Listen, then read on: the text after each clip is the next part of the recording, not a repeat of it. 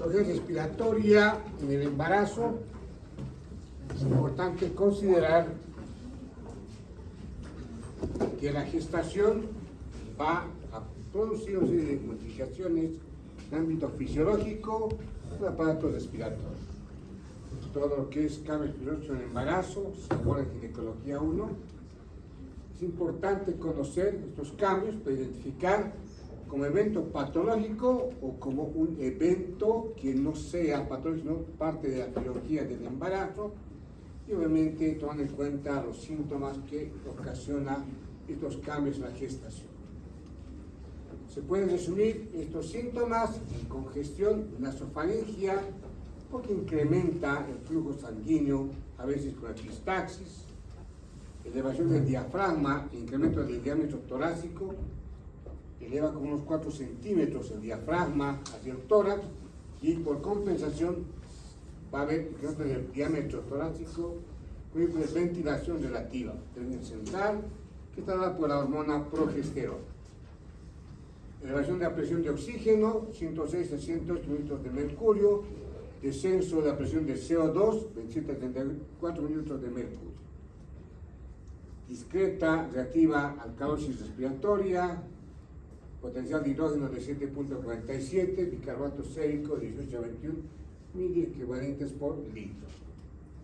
E incremento del volumen tidal a nivel respiratorio, frecuencia respiratoria y volumen respiratorio forzado no se modifican en la gestación. La mujer embarazada tiene mayor riesgo de desarrollar edema agudo del pulmón como complicación de diversas patologías atribuido a una hipoalbuminemia relativa, mayor susceptibilidad del endotelio alveolar y capilar, endotoxinas y otros agentes.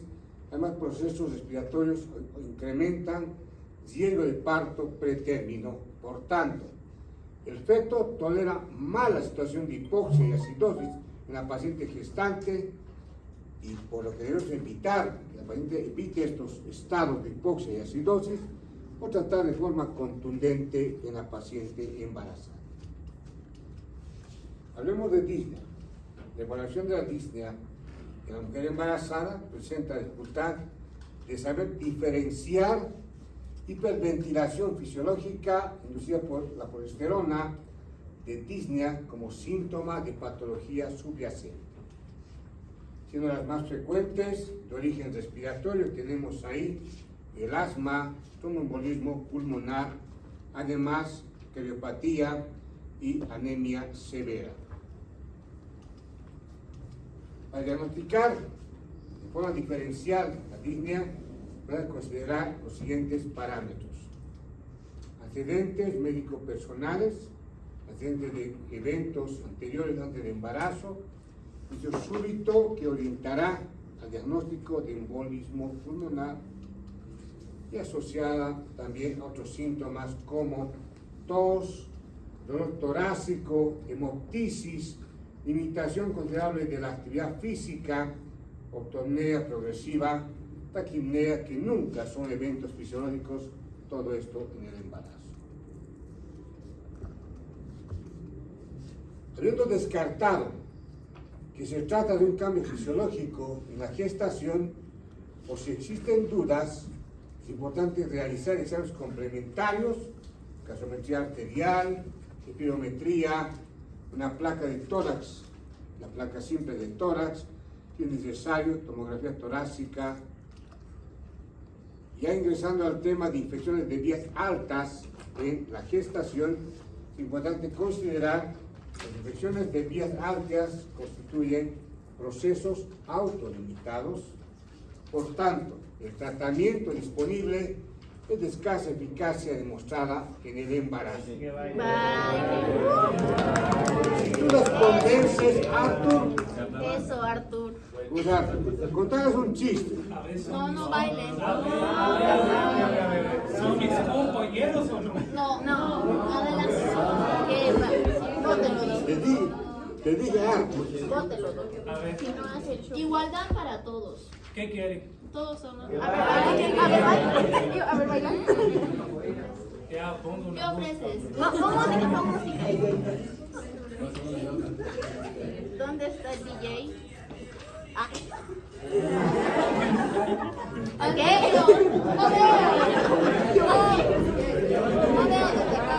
Al centro, no. Al centro, si me hace el show que se vaya. A ver, comenta Arthur que vas a rotar durante un mes este horario, ¿no? ¿Cómo lo vas a convencer para que no te estén molestando después?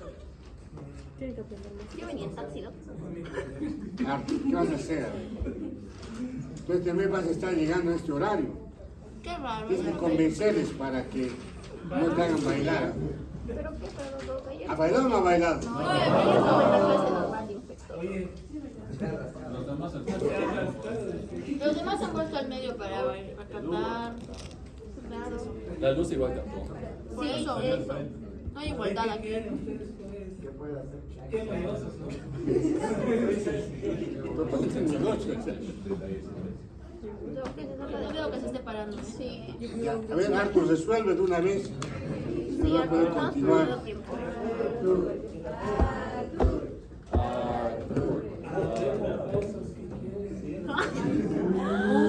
¿Qué es eso? Mira, mocosos tú, ¿eh? ¿Qué he dicho? Mocosos, dice. Mira, para acá. Pero contarles un chiste, aunque sea pelo. A ver, Pero adelante. soy muy malo en chistes. Acá las señoras son para todos. Además, ayer estuve hablando de antes de bailar. No veo. Ya, entonces. ¿Qué estás leyendo? ¿Necesitas estudiar? ¿Necesitas estudiar? Estas no fíjate, soy Pero adelante. ¿Pero por qué sentado, bro? Osito.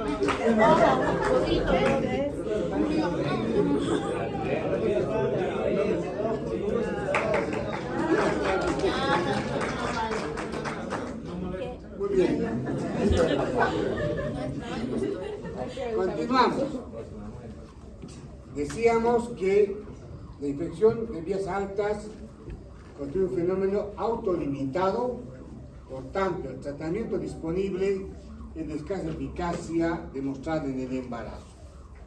Lo que se debe administrar a aquellos con evidencia de inocuidad para el feto o el embarazo.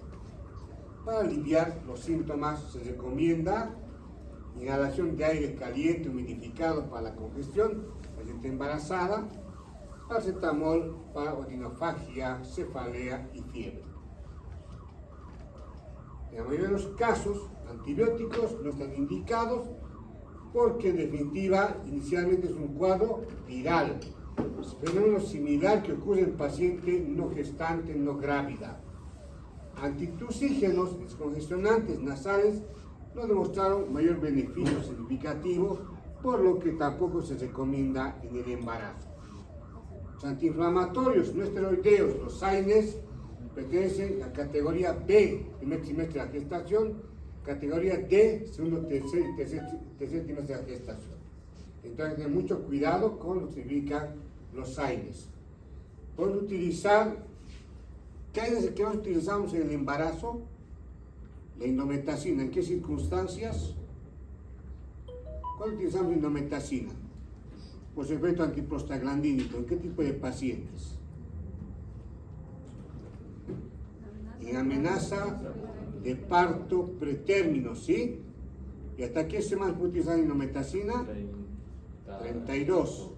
¿Por qué no después? ¿Qué provoca? Se cierra el conducto. Sí, planteo de conducto arterioso. Puede utilizar naproxeno también, ibuprofeno, pero obviamente hay que tomar en cuenta la categoría en la que se encuentra. Primer trimestre categoría B, segundo y tercer trimestre categoría D. Antihistamínicos, categoría B y C, y codeína, categoría A. Pero categoría C. Sinusitis. Es importante confirmar la existencia de rinorrea, obstrucción del flujo nasal significativa durante más de 7 días, junto con dolor a la presión en senos nasales, paranasales, además de fiebre, tratamiento de elección de los beta-lactámicos tipo amoxicilina, que más utilizamos en el embarazo. Contraindicados, quinolonas, porque ¿qué puede provocar una quinolona? artropatía fetal y restricción de crecimiento intrauterino, y tampoco tetraciclinas. Como coadyuvantes puede administrarse sprays nasales salinos, pero la pseudoefedrina, si bien se indica, es categoría C, por lo tanto no se podría utilizar en el embarazo porque en definitiva tiene efecto adverso en el feto mucho más en el primer trimestre. Tampoco pseudoefedrina en pacientes hipertensas, y tal vez habrá que evaluar si hay un beneficio spray de esteroides tipo beclometasol. Bronquitis puede ser clínicamente similar a neumonía. Se diferencia de la neumonía por la ausencia de anomalías de una placa de tórax. Se trata de un proceso autolimitado de etiología vírica o viral, y en el 90% de los casos está bronquitis, por lo que no corresponde a antibióticos, pues es un cuadro viral. Pero, dando constancia de un aspecto, embarazo, estado de inmunodeficiencia fisiológica transitoria. Tener mucho cuidado que esta paciente, si al tercer día, al contrario de mejorar, tiende a empeorar, ya corresponderá pensar en antibióticos porque hay una sobreinfección bacteriana. Entonces, sin dar tratamiento a infección de vías altas, manejo sintomático, lo que utilizamos es el paracetamol. Gripe. Recomienda vacunar a la gestante contra el virus de la gripe. Esto recomienda el CDC de Atlanta, el Colegio de Obstetra de Estados Unidos. La gestante con gripe tiene mayor riesgo de desarrollar complicaciones severas y requerir hospitalización. Hay datos contradictorios acerca de la posible caracteristicidad del virus de la gripe, y en cuanto al tratamiento se recomienda reposo, hidratación y paracetamol, como también vigilar de forma estricta los síntomas de esta paciente. Si se presenta disnea, signos de hipoxia o anomalías en estudios de ojo, se debe hospitalizar a la paciente. Neumonías. Las variadas formas son bastante frecuentes en la gestación. Indicación de internación, cuadro de neumonía, indicación de internación en embarazadas por causas no obstétricas. O sea, una de las indicaciones de causa no obstétrica es la neumonía en paciente gestante. La neumonitis causa reducción de capacidad ventilatoria dependientemente de la etiología de la neumonía. La severidad de esta patología da como resultado hipoxemia y acidosis en la paciente gestante, y ambos fenómenos, hipoxemia y acidosis, son mal tolerados por el feto. La acidemia, factor de riesgo para parto pretérmino. Toda gestante en la cual sospechemos neumonía debe ser evaluada radiológicamente con adecuada protección abdominal y pélvica. Neumonías bacterianas. La incidencia y causas: no existe evidencia de que el embarazo predisponga a neumonías. Dentro de las bacterianas, el Streptococcus pneumoniae, germen más frecuente, el Streptococcus pneumoniae, virus influenza A, Chlamydia pneumoniae, virus influenza, Mycoplasma pneumoniae, Legionella pneumophila. Son los agentes causales más frecuentes de neumonía bacteriana, en este caso en el embarazo. El diagnóstico de neumonía bacteriana: síntomas: tos, disnea, esputo, dolor pleurítico. Habitualmente estos síntomas van precedidos de malestar general, leucocitosis al laboratorio. Una placa de tórax es esencial para el diagnóstico de neumonía y no son de rutina: cultivo de esputo, prueba serológica, antígenos bacterianos. Estas pruebas, como bien señalamos, no son de rutina, sí estas otras pruebas. La hospitalización de toda gestante con neumonía es un protocolo que se debe manejar. Medidas de cuidados intermedios o intensivos, dependiendo de la severidad de la neumonía del paciente gestante, pues es necesaria ventilación mecánica a la paciente gestante. Algunas necesitarán soporte ventilatorio, gestantes con neumonía. ¿Y qué factores incrementan la mortalidad de una paciente gestante con neumonía? Patologías coexistentes, si la paciente no tiene, imagínense, una paciente gestante VIH positiva, por ejemplo, una paciente hipertensa, diabética, son comorbilidades que pueden incrementar el riesgo de la morbilidad y de la mortalidad. Hallazgos clínicos, taquipnea, hipotensión arterial, taquicardia, hipertermia, alteración del sensorio, enfermedad extrapulmonar. Y entonces, hallazgos de laboratorio, leucopenia, leucostosis, presión de oxígeno menor a 60 minutos de mercurio o retención de CO2 del aire ambiente, falla multiorgánica, corrosión intramuscular diseminada como un evento adverso, hallazgos radiológicos, cavitación, derrame pleural o compromiso de más de un lóbulo. Resultados perinatales en relación con neumonía bacteriana. Antes de la era antibiótica, 30% de mortalidad materna. Aún en estos días, la severidad de la patología puede implicar mortalidad. Algunas gestantes requieren intubación. En conclusión, diagnóstico temprano de neumonía reduce el riesgo de mortalidad materna y fetal, además de neonatal. Tratamiento eficaz, es importante no relativizar el cuadro clínico, no normalizar los síntomas, sino actuar de manera responsable. La internación precoz de la paciente, no dejar que se vaya complicando. Y la prevención en relación con vacunación por neumococo. ¿Qué tanto entran y salen ustedes, pues? Van de compras. La siguiente vez, y aquí a aquellos compañeros aquí, todos bailen y aquí. Entonces, ¿cómo se previene una neumonía? Vacunación por neumococo, un 60-70% de los 23 serotipos. No se recomienda vacunación en paciente gestante sana, pero sí en aquellas pacientes que tienen una patología concomitante. ¿Qué pacientes? Pacientes con VIH, diabetes, neumopatías, nefropatías, granulocitosis. Y entonces vemos neumonía, por ejemplo, por influenza.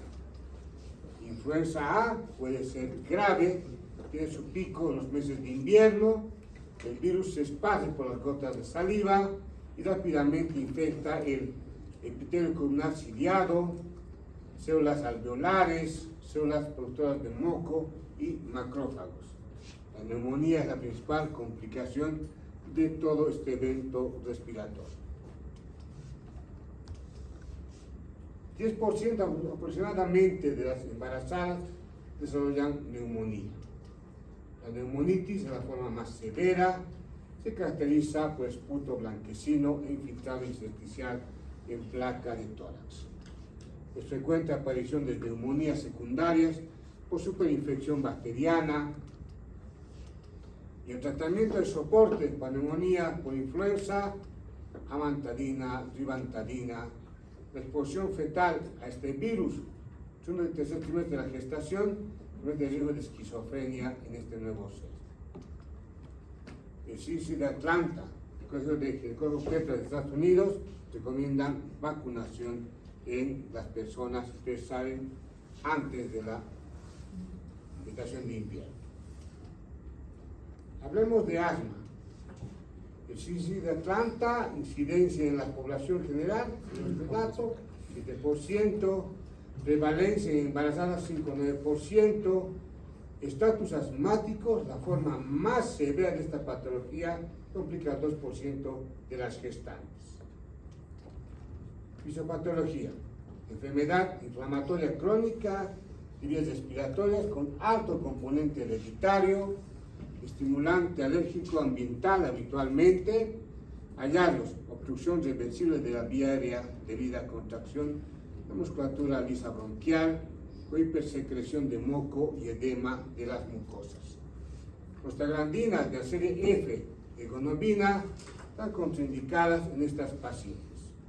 Por ejemplo, han llevado ustedes el tema de en ginecología 1 de trabajo de parto, y ustedes saben que uno de los uterotónicos es la ergonomina, también llamada ergometrina, que es el consumo de centeno, que está contraindicado en paciente hipertenso y en paciente asmático.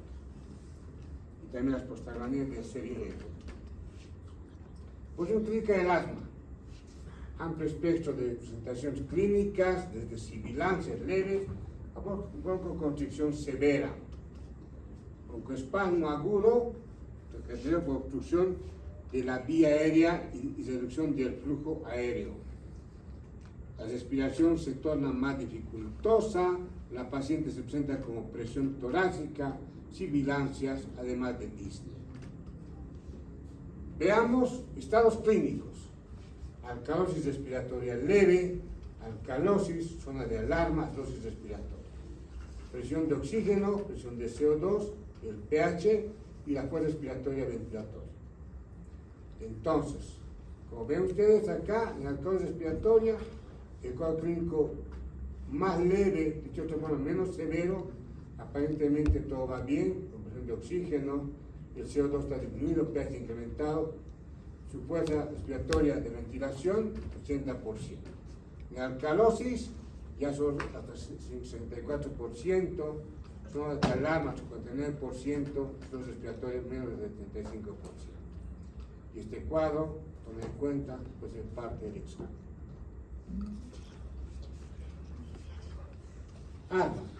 Asma leve intermitente. Síntomas, menos de 2 episodios por semana. Asintomática fuera de la crisis. Despertares nocturnos menos de 2 veces por mes. No interfiere con labor diaria de la persona. Tratamiento de rescate, protagonista, reacción corta y no se necesita tratamiento de sostén. Asma leve persistente. Síntomas, más de 2 por semana, menos de 4 por semana. Despertares nocturnos, más de 2 por semana. Interfiere con actividad diaria en forma leve. Tratamiento de rescate, protagonista de corta acción, por razón necesaria.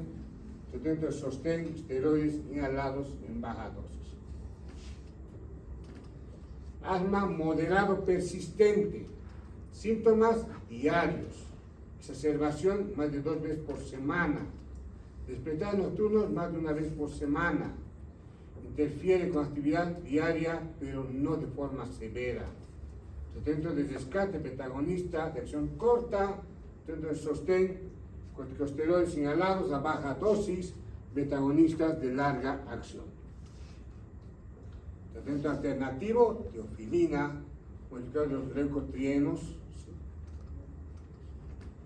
Asma severo persistente.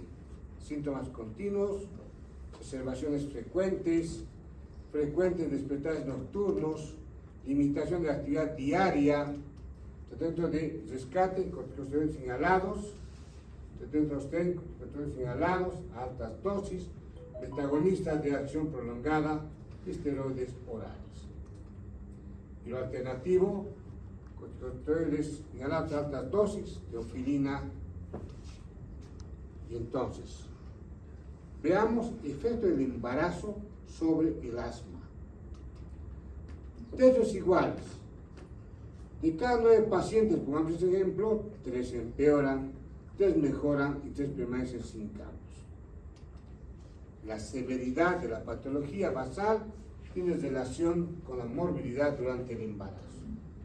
Mayor riesgo de exacerbación con parto por cesárea, habrá que analizar y luego vamos a explicar eso. Durante el embarazo, a menos que la patología sea severa, esta tiene efectos deleterios sobre el resultado del embarazo. No va a incidir de manera considerable en la gestación. Será obviamente tendencia discreta a mayor posibilidad de preeclampsia, parto pretérmino, incrementados de enfermedades severas en el caso del asma, estatus asmáticos, que incluye fatiga en músculos respiratorios, paro respiratorio, neumotórax, neumomediastino, con cólera pulmonar agudo y arritmia cardíaca. Efectos del asma sobre el feto. Pocos efectos si la patología es leve, hablando del asma, enfermedad severa que va a provocar restricción de crecimiento intrauterino. Efectos teratogénicos de los medicamentos, no hay evidencia sobre efectos negativos de los medicamentos utilizados para el asma. Evaluación clínica de asma. Datos subjetivos, lo que refiere a la paciente. Cada físico es poco predictor porque será posible este examen clínico válido cuando esté con una crisis asmática. Gases arteriales como rutina, no, porque en definitiva esto sí se toma en cuenta cuando hay crisis asmática. Pruebas de función pulmonar cuando hay crisis asmática. Manejo del asma crónico. Clasificación objetiva, es importante lo que estoy señalando. Evitar eventos desencadenantes para una crisis asmática. Farmacoterapia que estoy mencionando. Educación a la paciente en cuanto a identificar la crisis asmática. Y el manejo de asma crónico en cuanto a farmacoterapia, beta-agonistas señalados, corticosteroides señalados, teofilina. Y acá hay mucha controversia. Hay artículos que señalan que Montelukast de repente no se utiliza en el embarazo porque tendría un efecto no teratogénico, pero sí alteraría lo que significa el desarrollo fetal, por lo que Montelukast, como todos los leucotrienos, entra en controversia. Y hablando con neumólogos, ellos dicen, recurrimos a este medicamento cuando no tenemos otra alternativa. Significa que no es de primera línea, que no utilizar de rutina. Y este es el cuadro que resume lo que hemos ido hablando en diapositivas anteriores. Severidad. Leve intermitente, beta-agonistas señalados. Leve persistente, beta-agonistas señalados. Como lina inhalada, inhalados por razón necesaria. Moderada persistente, beta-agonistas señalados, corticoides señalados, teofilina oral. Asma severa persistente. Todo lo anterior más corticoide oral. Asma agudo. No hay cambios en relación con tratamiento de pacientes no embarazadas, agonistas beta-adrenérgicos, corticosteroides en etapa temprana. Estos dos medicamentos previos se utilizan de manera simultánea, no de manera consecutiva, no primero uno y luego el otro, sino de manera simultánea. Estatus asmáticos. Episodio agudo que no cede después de 30 a 60 minutos de manejo intensivo. Se debe intubar de forma temprana a la paciente. ¿Y qué pasa en relación al asma con trabajo de parto y el parto? Mantener medicamentos durante el trabajo de parto. Esteroides a dosis estrés deben ser administrados si la paciente los ha recibido de manera sistemática las últimas 4 semanas al parto. Narcótico no liberador como anestésico que utilizamos que no libera histamina, el fentanil o fentanil. Anestesia regional, la epidural, hemorragia posparto, puede ocurrir al uso de heterotónicos. ¿Cuáles son estos? Que podemos utilizar oxitocina y carbetocina, no ergometrina, no prostaglandina de tipo F, sino el E2, que es el misoprostol. Hablemos de tromboembolismo pulmonar. El embarazo del puerperio incrementa el riesgo de tromboembolismo pulmonar, también tromboembolismo venoso. La incidencia de este tromboembolismo es de 1 a 3 cada 1000 embarazos. La mortalidad de este proceso es un 30%, si bien con un diagnóstico y tratamiento precoz se usa un 2 a 8%. Se manifiesta desde asintomático, inquietud en la paciente, ansiedad, hasta un cuadro de shock, un cuadro de tromboembolismo pulmonar masivo, con falla cardíaca derecha y alto riesgo de muerte en las primeras 2 horas. Por tanto, los signos y síntomas más frecuentes son disnea, desaparición aguda, taquipnea, taquicardia, dolor pleurítico, tos seca, como se implica de trombosis venosa profunda en extremidades inferiores. Otros síntomas que pueden aparecer: hemoptisis, ortornea, fiebre, cianosis, sudoración. La auscultación puede mostrar incremento de segundo tono, un ruido con estertores crepitantes. Y el diagnóstico, dado que la presentación es muy variable y a menudo inespecífica, el criterio clínico es insuficiente para el diagnóstico. Se requiere realizar estudios complementarios en laboratorio. La gasometría arterial no es sensible ni específica, pero sí nos orienta. La alcalosis respiratoria, hallazgo característico tanto de embarazo normal como en tromboembolismo pulmonar. Con frecuencia, el tromboembolismo pulmonar existe normalidad la presión de oxígeno, presión de CO2 y diferencia alveolo arterial. Dímero D, mayor de 500 nanogramos por ml, alta sensibilidad pero baja especificidad, con elevado valor predictivo negativo fuera del embarazo. El dímero D, por lógica, está incrementado en el embarazo, entonces no es un parámetro que hay que considerar de manera individual. Sin embargo, en el embarazo existe una elevación fisiológica del dímero D, incremento conforme avanza el embarazo, con pico en el momento del parto y en el puerperio inmediato. Algunos estudios también demostraron normalidad del dímero D en gestantes con el tromboembolismo pulmonar, entonces no es específico para se ubica el tromboembolismo pulmonar. Por tanto, esta prueba tiene también poca utilidad en el embarazo. También pueden solicitar hemograma, electrolitos, pruebas de coagulación, bioquímica hepática y renal, antes de instaurar el tratamiento anticoagulante en esta paciente. Y en la parte radiológica, radiografía simple de tórax, para excluir, descartar proceso infeccioso o neumotórax.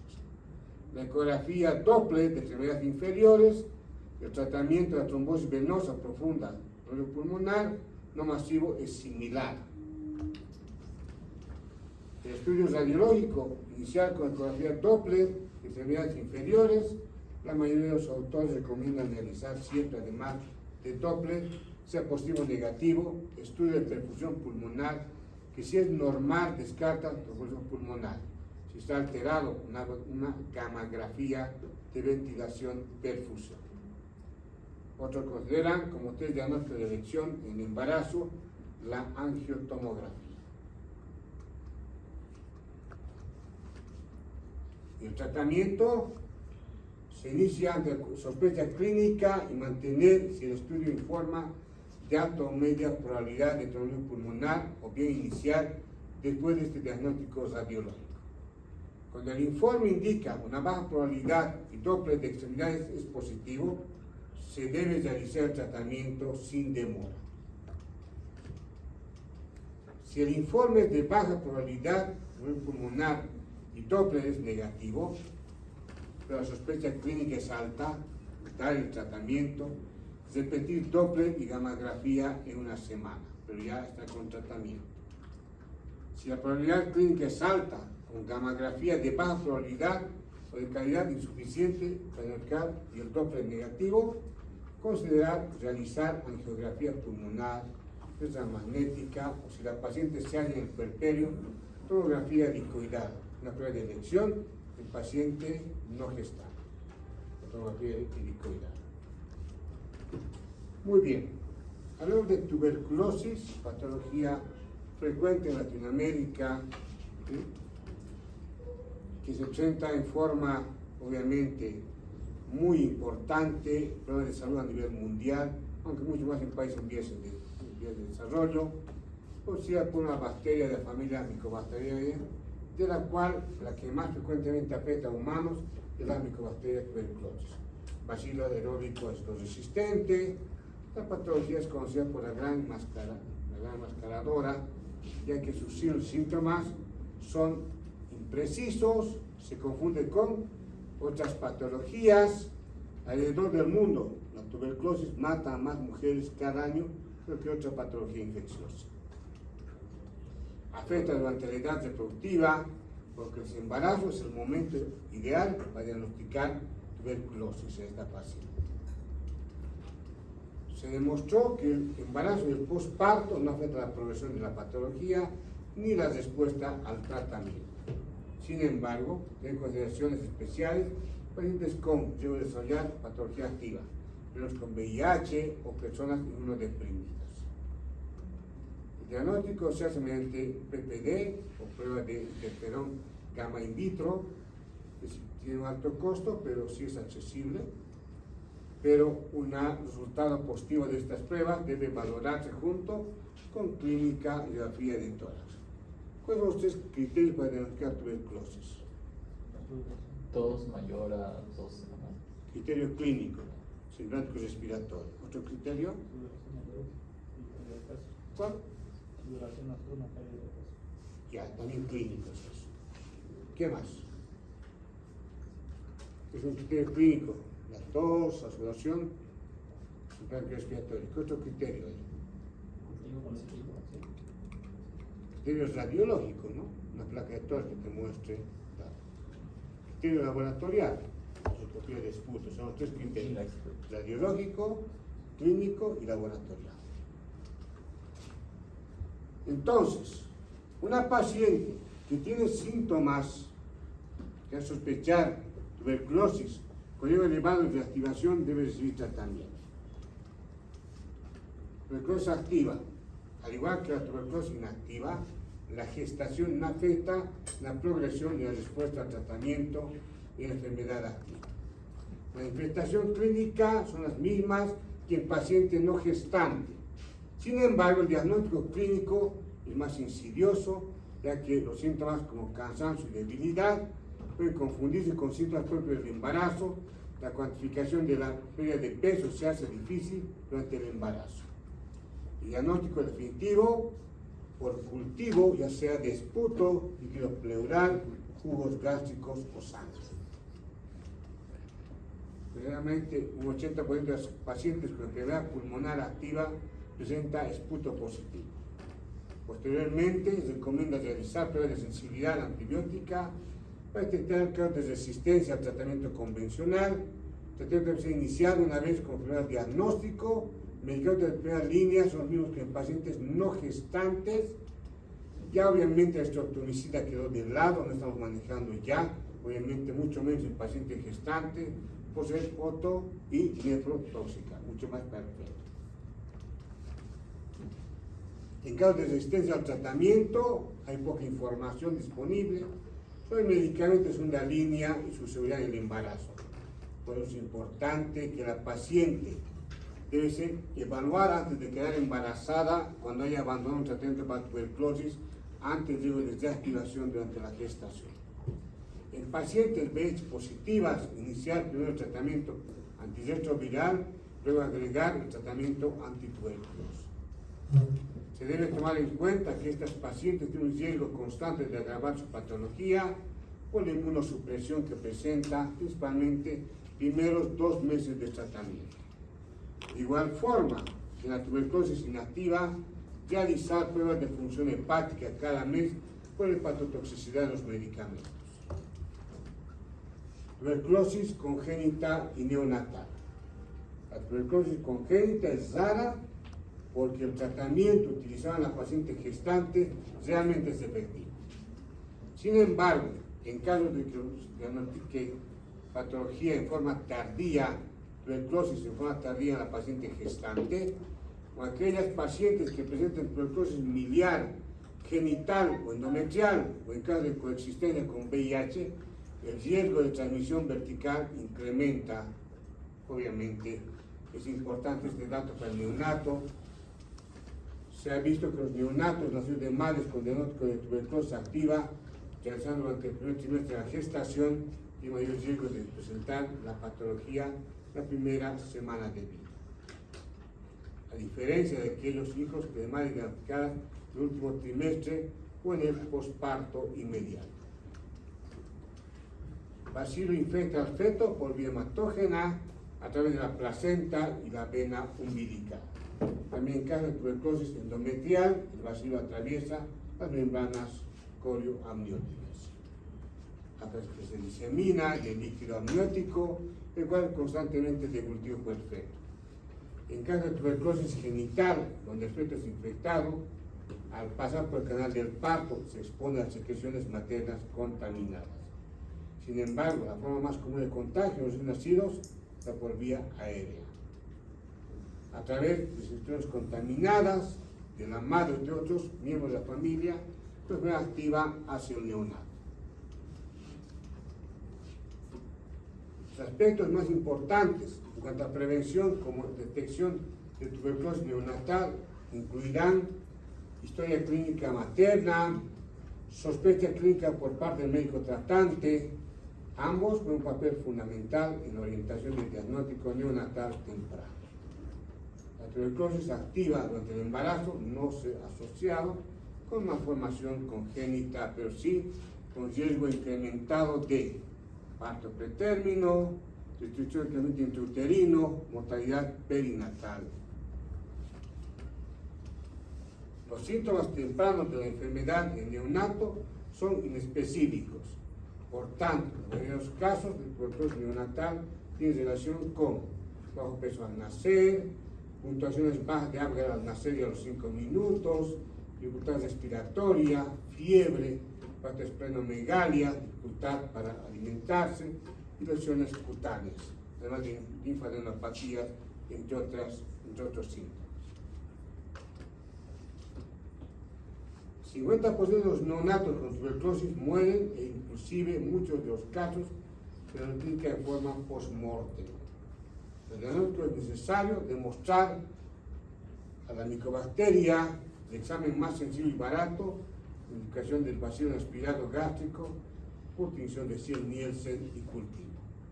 También se puede obtener los bacilos en otros líquidos corporales del neonato, por lo tanto, es importante que el manejo adecuado al paciente gestante para evitar una tuberculosis neonatal. Tuberculosis y lactancia materna. Entre las principales consideraciones que hay que tomar en cuenta en la etapa de lactancia es que no se encuentra contraindicada la lactancia en tuberculosis latente, no activa. La tuberculosis activa en la que ya se inició un régimen de tratamiento en la madre, ya que el bacilo no se encuentra en la leche materna. En casos de reciente diagnóstico que no encuentran, no está en tratamiento o si este se inició en periodo de hace menos de 2 semanas, el niño debe ser separado de la madre por riesgo de contagio por vía aérea. Es fundamental descartar que todos los tratamientos de primera línea se consideran seguros durante el periodo de lactancia. La cantidad de los mismos encontrados en la leche materna son muy bajos, que no se asocian con efectos adversos en lo que significa la paciente en etapa de lactancia.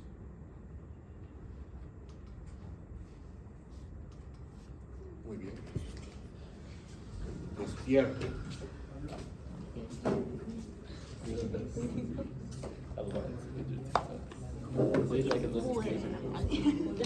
¿Hasta cuándo hacen nuestras clases? Hasta diciembre.